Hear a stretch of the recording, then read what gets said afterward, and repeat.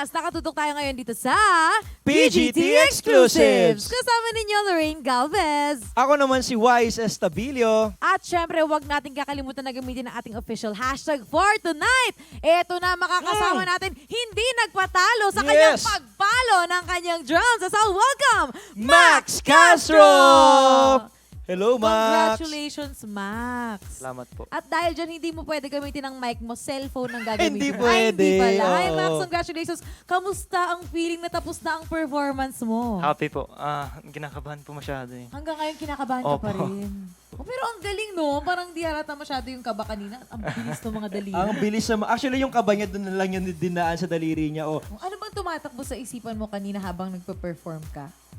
Parang mafe-fail na po ako bigla. Parang Ganun. Parang ang daming negativity agad na pumapasok. Opo. Pero ang galing kasi hindi nakita sa performance mo kanina. Congratulations. Oo, buti nagkaroon ka ng lakas ng loob na ipakita sa amin yung talent mo. Yes, kasi yung mga kapamilya, napanood ko na to si Max Castro dati. Ay, talaga? Oo, alam ko, shinare ko pa nga yung video mo na nagpa-perform ka dun sa school ninyo. Tama ba? Ikwento mo naman sa ating mga kapamilya. Opo.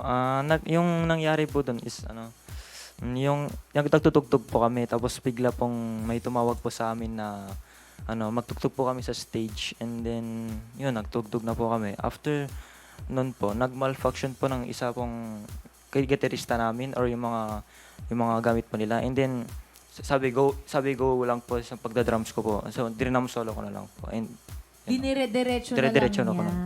Opo. Pero yung gamit mo na drum nun is yung drum set pa talaga, hindi pa yung app. App po, Yung application. app na Dun yung sa app. ginamit mo. Opo. At dun ka sa part ng audio man. Tama, di ba? Opo. Oh. At dahil doon sa paggamit mo ng app na yun, nag-trending ka. Opo. Wow, gaano naman nabago nung pagtitrending mo sa social media yung buhay mo ngayon bilang isang talented kid? Yes. Yes. Parang nahihiya po ako pagkita sa amin. Minsan po nahihiya po ako. Talaga, pero nakikilala ka na ng mga tao. Opo, mga iba po. Ganon. Pero naiyak. Naglaing. Nalaing ka, di ba? Oo. Pero kanino mo naman dinededicate yung performance mo kanina? Kay Joey Jordison po. Bakit kay Joe? Bakit sa kanya? Kasi siya po yung naging inspiration ko sa drums po.